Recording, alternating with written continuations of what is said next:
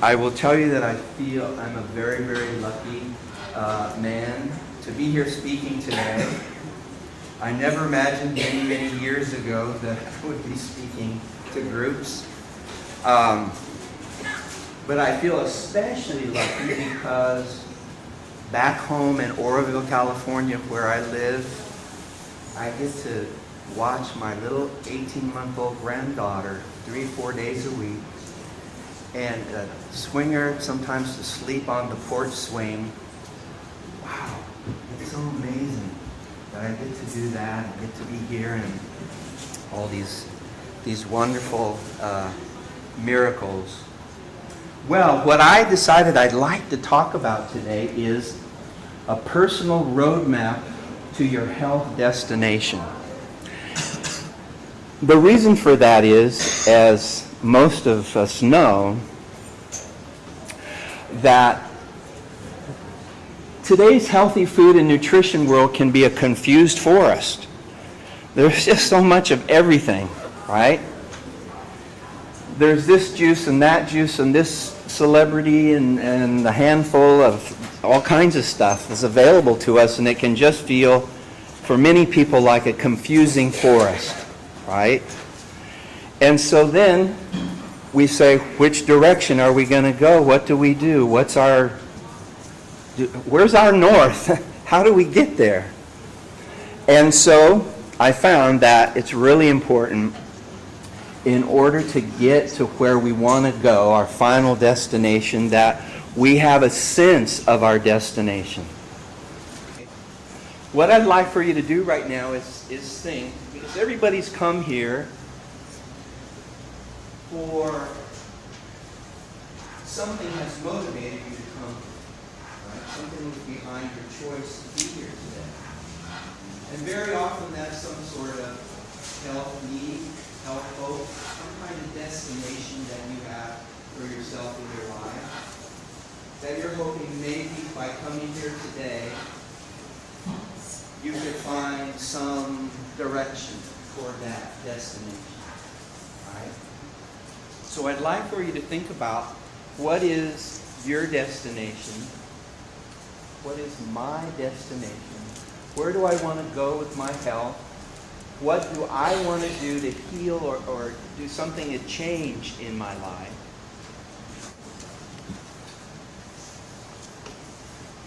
So where do I want to go with my health? What do I want to do to heal or change for my life? On the handout, you'll see that there's this same picture there.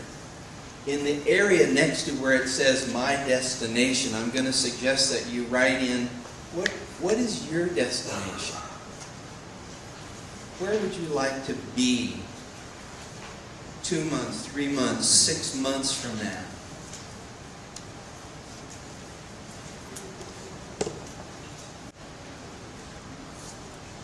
So what I found, in order to get to a destination, first we have to have an idea of what it is, where it is we would like to go. Even if it's just in our imagination, we need to have a sense of where we'd like to go. And then, what I found for most people is some stability and clarity is necessary to get to that destination. Otherwise, we feel like we're in a door that's going round and around, or lost in the forest. Where's east? Where's north? What am I doing? What are all these choices? So stability and clarity is really helpful. And one of the first places I found to start is what I call biological stability. And that means your internal physical body stability. So what do I mean? Well, we can look at it in a very simple, very practical way. Blood transforms into cells, cells into tissue, and tissue into organs. And that is really our biological foundation. And so in order to make that strong, we have to understand how to create a strong biological foundation. One of the first places I found is very simple: blood sugar stability. Every body relies on blood sugar stability for proper functioning of cells, tissue, and organs. Because the tissue is made of cells and the organs are made of tissue that are made of cells, and all those cells need their steady, stable delivery of blood sugar, glucose, right? That's super important. That one fact alone, if a person, and it's very common today, many people today have all kinds of unknown, in many cases, blood sugar fluctuations. Of course, it's natural blood sugar fluctuates somewhat, right? But I'm talking about more dramatic fluctuations that people aren't even aware of, affecting how they're feeling, affecting how their body's functioning, their cells, their tissue, their organs are functioning. And I don't know if you've ever been on the ocean in a big ship where the waves are really big and it's causing some people to get seasick because of the instability, the feeling of instability, how it's affecting them, and so on. Well, in a much more subtle way, on a daily basis, we create our own internal waves, physical waves, biological waves, on which we're trying to sail our ship of our life, to make decisions, to do things, to feel good, to have our energy, and so on. If the waves that we're trying to sail on are up and down, just with the blood sugar issue right now, big ups with blood sugar, big down, big up, big down, right? Hypoglycemia, hyperglycemia, and so on, then that one factor alone, which affects all cells, tissue, and organs, and through that, people's thinking, people's attitudes, energy levels, and so on, that one factor alone is permeating what the person does all day long and affecting it. So we get big ups emotionally, big downs emotionally, big feeling I've got lots of energy, feeling I've got no energy. All those kinds of fluctuations in our daily behavior and feeling are being influenced by our internal biological instability in that case, and we want to return it to biological stability. Just that one factor alone, the blood sugar, is that important, that significant of an influence on the rest of our stability and clarity in life. Then another factor is the pH, or acid-alkaline stability. Now, a lot of times, because acid-alkaline is a hot topic right now in natural medicine, natural foods, and so on, there are lots of websites and charts. Says this is acid, that's alkaline. It can be very, very confusing for people because it doesn't seem to be clear or any consensus of opinion in those books and websites about acid and alkaline. And a lot of times you'll find in those books that talk about you have to keep your blood alkaline. Don't let it become acid. And so you see this term acid blood. Don't get acid blood all the time. But in fact, that's a very rare occurrence. If anybody here right now truly had acid blood, you wouldn't be awake, right? You wouldn't be conscious, right? You might not be here. So I don't talk much about blood acidity because your body's constantly adjusting that and keeping it used in normal range, right? But what is important is something called tissue fluid acidity. Around every cell in your body, there's some water. That includes tissue in your body. All those cells live in a slightly spongy environment, and that water can become slightly acidified. So you can have a normal blood condition with acid-alkaline, not a problem. But a person can have tissue acidity. leading to all sorts of health issues and symptoms, including inflammation, cancer, and the list goes on and on. So we want to be able to restore acid-alkaline stability to our tissue in our body. That's very important, I found, for many people in order to create stability and clarity towards reaching their destination. Otherwise, we can feel more confused if there's more pooling of acidity in our tissues and so on. And now guess what they're finding in some of the dementia Alzheimer's research?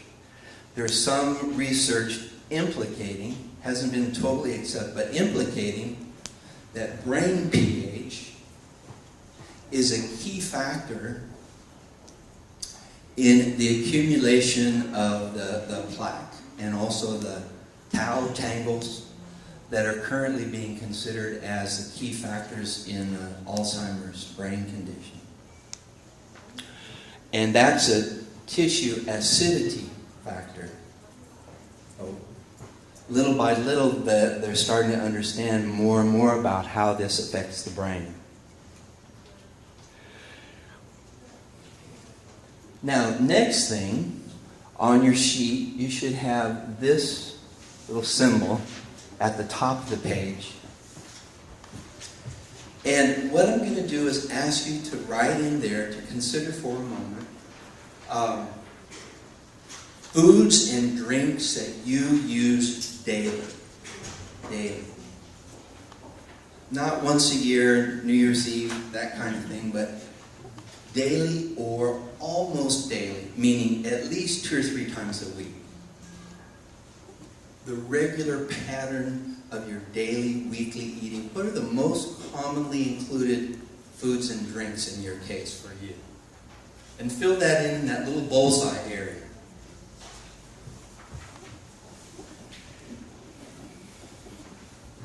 Next, I'm going to ask you to consider what are the any pattern of stressful daily circumstances for you. Work, school, driving, relationship, whatever it may be, that's a recurring daily stress for you. And you can write that in, sketch that in there in that bullseye as well.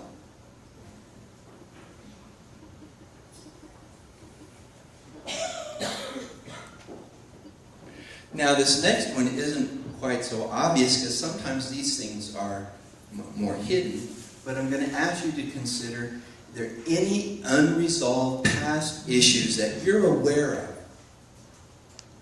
that you feel affect your life on a daily basis?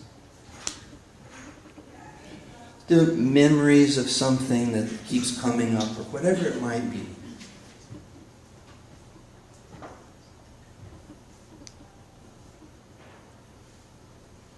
Then the next symbol to it, on the right side, I'm going to ask you to fill in the bullseye with any current health symptoms. What is it that's currently about fatigue, pain, infection, whatever it may be that you're currently experiencing, or a major health concern that you currently have?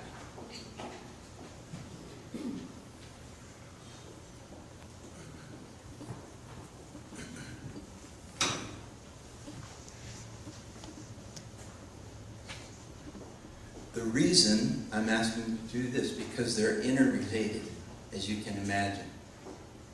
Daily foods, daily stressful issues, unresolved past issues that are following you, gnawing at you perhaps. These are, in my experience, my observation, the 3 main contributing factors to people's current health issues. So there are factors we want to pay attention to in order to get to our destination.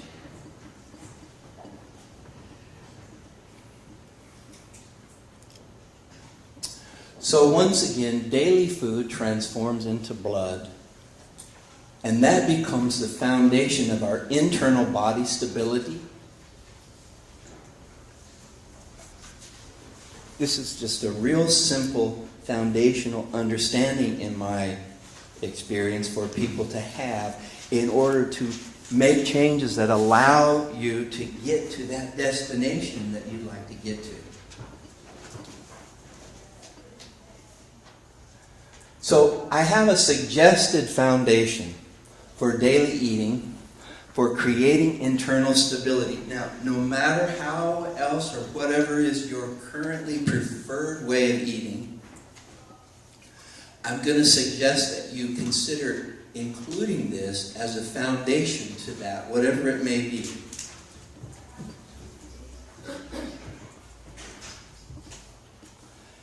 At the foundation of the very bottom tier, whole grains, vegetables, and plant sources of protein. Now, many people here know that I've been teaching about macrobiotics for many, many years. And also many people around the world, they have an idea that the macrobiotic diet is all about Japanese foods. Miso soup, which is wonderful. Umeboshi plums, which are great. Sea vegetables, hijiki and nori, all these different names, right? But actually for me, those foods are not the foundation of macrobiotics. Those are extra added complements to the big three: whole grains, vegetables, and plant sources of protein. So this is something pretty much anybody around the world could make as a foundation to their eating. In the middle of Africa, you may not be able to get umeboshi plums. Other places, you may not be able to get some of those imported foods or have them made locally. But you can probably find some sources of these three, right? And so my suggestion is, however else you may be eating right now, consider creating this as a foundation. Because if we're just eating a kind of grab bag of natural, organic, or what the advertisements, they're healthy foods, and they may be, but do they give us a foundation to stand on? Do they provide us a steady road that's stable under our feet, not a constant earth tremor and earthquake potential, but a steady road under our feet by creating the strongest blood quality for healthy cells, tissue, and organs, as we mentioned before? I have found that these three are significant foundational factors for creating that blood quality, no matter whatever other foods a person consumes. And of course, we all know, we've all been exposed probably to different types of grains. Now, many times today, right, it's a big deal about don't eat grains in lots of teachings and books and websites and gluten problems and so on. But most people can find the type of grain that works for them, that isn't a gluten problem, isn't any issue like that. Millet being one of them. So find some whole grain that works for you, that isn't an allergic or a gluten problem for you, and you can create that foundation for yourself. Next, the vegetables, and of course there are all kinds of different vegetables. Sometimes people get hung up on just one or two vegetables. It's carrots, carrots, carrots, onions, onions all the time. And in the macrobiotic approach, it's often taught, think of vegetables as three main categories. Not just one kind of vegetable, just greens or just salad, something like that. But root vegetables and leafy green vegetables. There are many different kinds. Not just kale, but all kinds of other we're greens. We're very lucky in the U.S. I've traveled different places in the world, and many countries don't have the same variety of leafy green vegetables like we have in the United States. So really take advantage of the different varieties of them. And also there's something called the ground vegetables. They grow on or close to the ground like pumpkins, squashes, and there are lots of them available around the country now because of the seasonal conditions. They come out more in the fall. So when a person takes vegetables from more than one category, it's really helpful in colors and flavors and textures and so on. Then we have the plant sources of protein, of course, beans and the soy foods. Have you ever tried dried tofu? It's one of my personal favorites, but you don't find it every place. I'm actually experimenting with making my own at home right now to see how it is. And Goldmine over here has, in my opinion, the best brand of dried tofu. I don't know if you have any with you or not, but you can get it from their catalog. They have a really, really good quality. And all these different nuts and seeds and beans and all these sandwiches, and now I'm hungry. And of course, there's the famous natto. Have you tried natto? How many people have tried natto? Of those people, how many people like natto? Oh, there's no in between. There's no gray area with natto. You either love it or you don't like it. There's no kind of, sort of. You'll get this afternoon in Eric and Sinai's class, I believe. No, this morning. This morning? It's going on now, sorry. We have it to sell here. You have natto for sale. Yes. And is there a recording being done of that session, do you know? No? Okay. Well, sometime if you want to learn about nattos, they probably do other classes, Sinai and Eric, through the seed. They're a seed kitchen in Venice, and you may watch for their website to see if they have other courses on it. One time I saw on the internet it was referred to as soy goo. But you know what they're finding? It's helpful with Alzheimer's conditions. And just generally, it's got lots of good stuff in it. I found it interesting, you can hide it in things. And people don't know it's there, and then they like it. So all of these different types of plant protein sources can be in that category on the pyramid that I had up there. Yes. There's so much confusion for us. Anytime I hear soy, I get the whole gamut of pros and cons. Yeah, the question is about soy. Soy has gotten a lot of bad press in the last few years, right? And it's true, there are people who have various allergic reactions to soy. What I found in a lot of associates who do counseling and nutritional guidance and so on about soy is it's usually what's called the non-fermented soy foods. Soy milk, which is a highly refined product, right? And sometimes with tofu and soy pills and soy isolates and supplements and things like that. When people use the fermented soy foods, then they often find it's a totally different response to soy and a benefit to them, like miso, shoyu, tamari, natto, tempeh, various fermented soy foods like that, rather than just the plain, unfermented, oftentimes highly refined soy products. So that's what I've seen. I've worked over the years with a lot of young vegan women, teenagers who are a little older, with conditions like anemia. And back to that, when I asked you to write down about what you eat every day, and I'd have some of them ask themselves that question and say, well, I can't think of anything that I do like that every day, or that my daughter does like that every day, except, oh, by the way, yes, it's she has soy milk every day. And some people do have it every day, drinking it like they used to drink milk, right? And what I found is, in many of those anemia cases, that was a key factor. That once they stopped doing that on a daily basis, you know, once a month, 3 times a year, holiday cooking or something, that's not usually an issue. It's when somebody's doing it every day, or almost every day, that it becomes, because it's so highly refined, and acid forming. It's very simple with acid. Food's acid forming, in my view. If it's very concentrated in protein, very concentrated in fat, and very concentrated in some type of refined sugar, simple sugar, it's more acid forming. So, for example, brown rice has protein in it. Wait a minute, that means it's acid form, but brown rice protein compared to a hunk of cheese, it's very different. How many pounds of milk does it take to make 1 pound of cheese? Does anybody know? About 10 pounds. So when you eat milk, you're getting a very concentrated amount of protein bite for bite.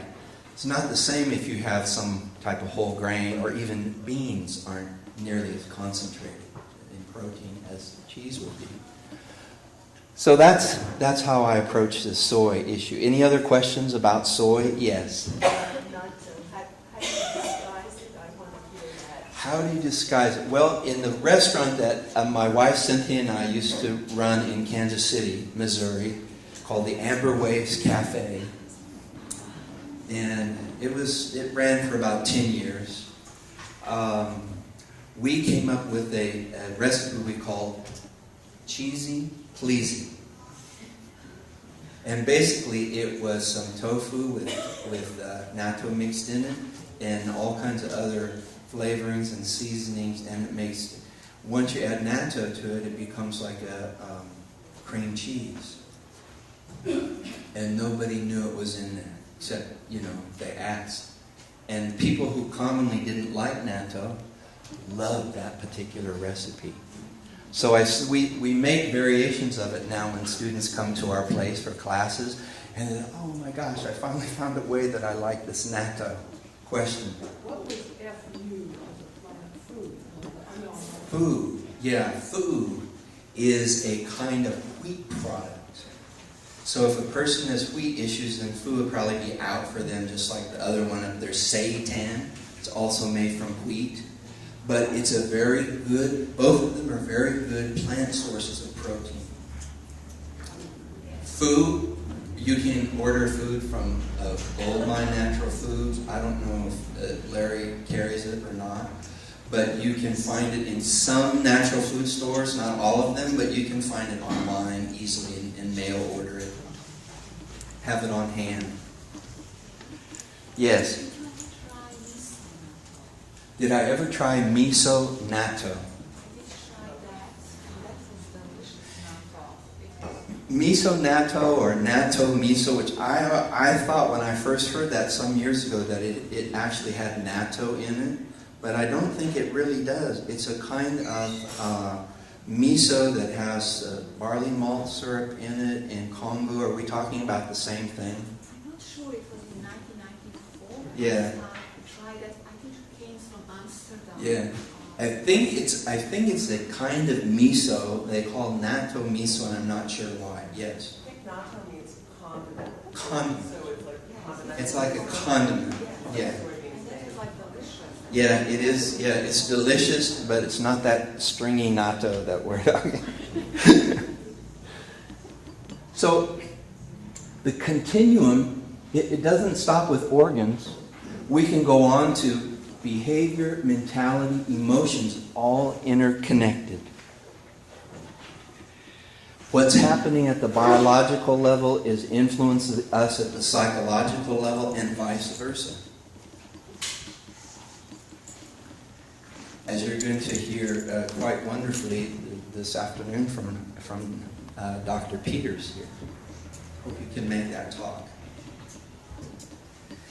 So, it's all interconnected.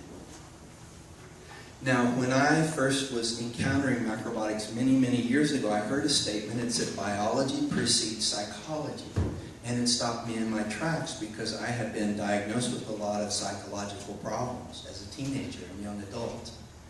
I was taking all kinds of medications for it, including the then famous Thorazine, which you don't hear much about anymore because they discovered various complications with its use for many people.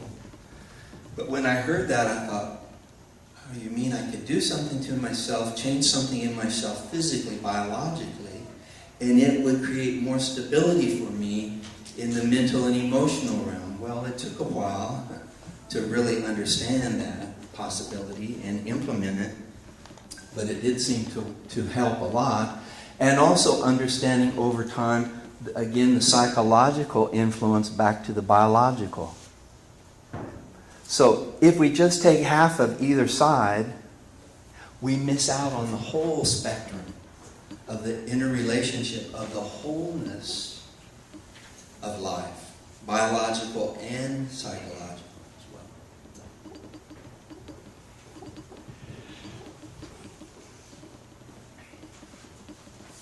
So once again, we have what I consider to be diet-wise the foundation for creating healthy biological foundation, the nutritional foundation.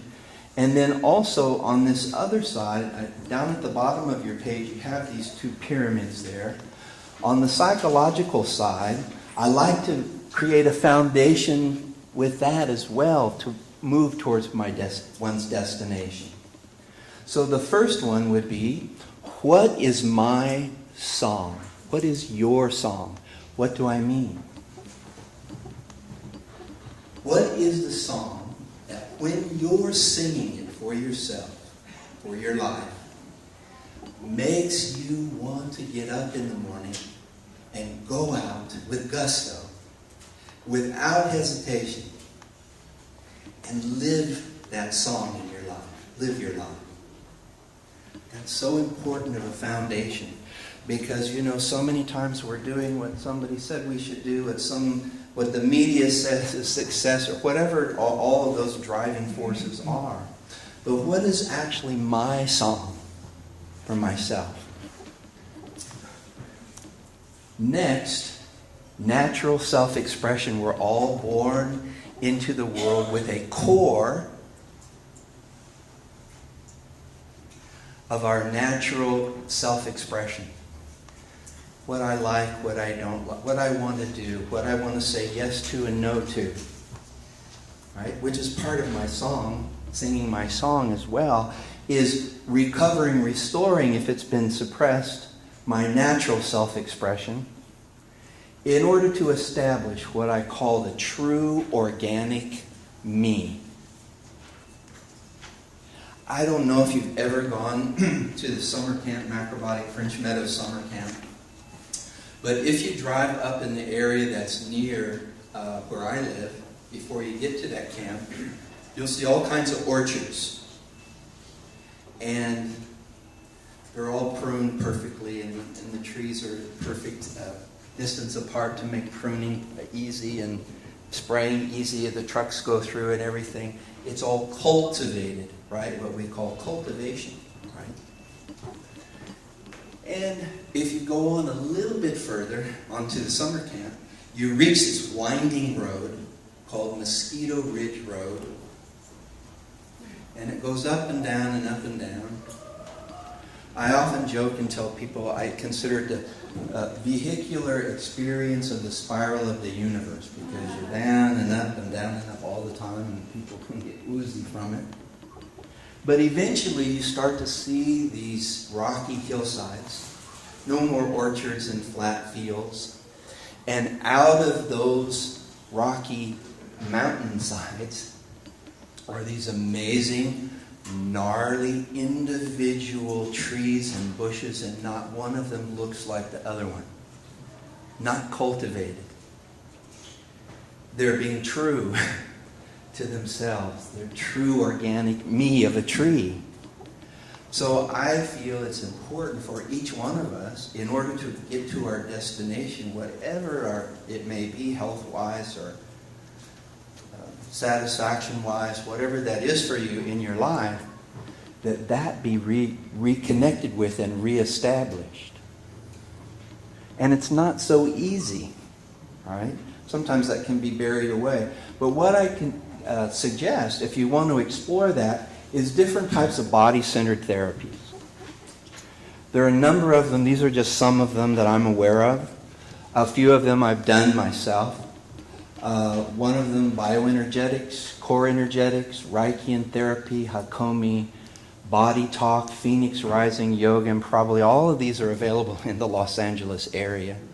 If you'd like to explore, have some help establishing that foundation of what is my song? If I'm not singing it, why not?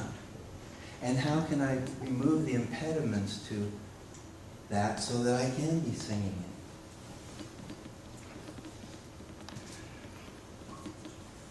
Any questions? Does somebody else have some other type of body-centered or other type of emotional support therapy they've encountered that they'd like to share with us that might be available in the area? Okay. What questions do you have? Any? Anything I've talked about? How are we looking at the time? I just want to say one thing about the sugar. Yes? In the year 1900, in the United States, the amount of sugar per person per year was 4 pounds. The latest figure is 187 pounds per person per year.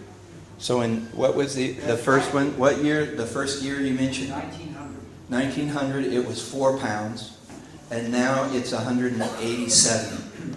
And a lot of times people say, no, I don't eat that much sugar, but they're thinking they don't actually pour sugar into something, right?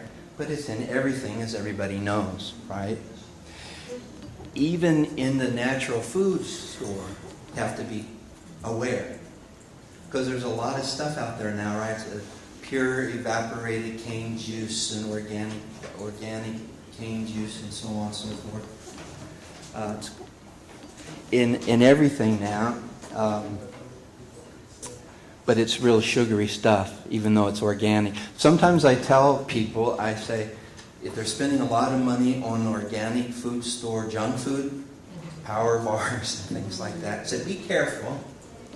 Because what you might be doing, think about it for a moment, is the equivalent of being on an airplane, upgrading from coach class to first class. But you're still on the same plane, headed to the same destination. You're just paying more to get there. You might get off first even. You might get there first. You might get sicker first, right? From too much of that concentrated, refined stuff.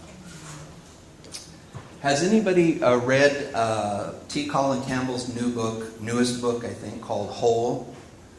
You recommend it? Yes, highly. It's a wonderful book. Whole, that's the simple title.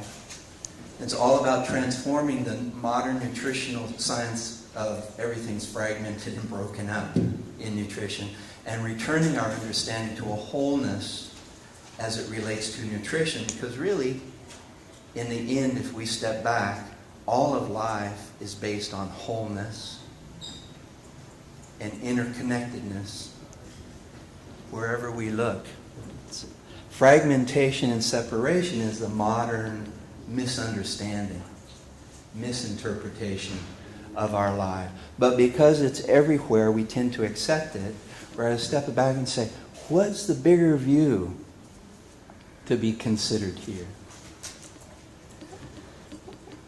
So today in macrobiotic teachings, little by little, more and more macrobiotic teachers are starting to understand the interrelationship of biological and psychological, and not the separate, fragmented view of those two. Yes. Good morning. Hi.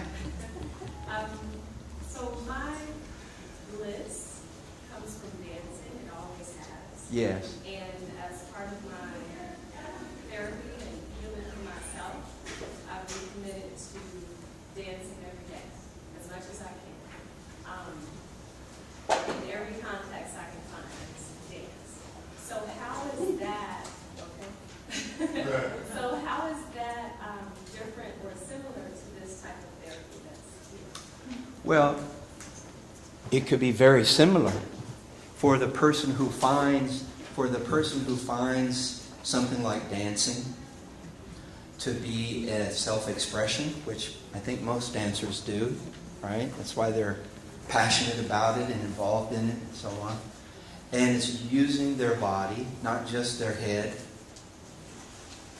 Because in the modern world, we tend to be very much focused up in our heads and trying to control everything through our heads. So the more a person can involve the whole of herself or himself in what they're doing, the more they find their self-expression, their song, everything able to be sung better. If the person can complement that with the biological part, internal part, the blood quality and so on that we talked about, wow, so much the better, because then the two are enhancing each other, not separate from each other. So the dancing, I can imagine, would only become more expressive and more fulfilling than if the dancer's just eating all the time lots of junk foods, right? Which is common in the dance world, right?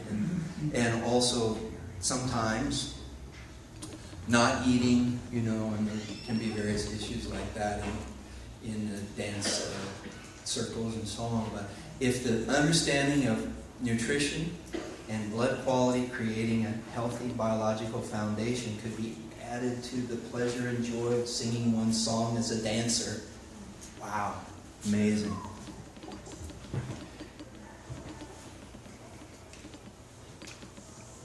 So once again, the two are interconnected, not separate and fragmented. So I really hope that you find your destination and that some of the ideas that we talked about today will help you create a more stable and clear path to your destination, create healthy, stable blood quality, find out what is your song, and if you're not singing it, find a way to sing it. And your destination won't be that hard to reach. Thank you so much.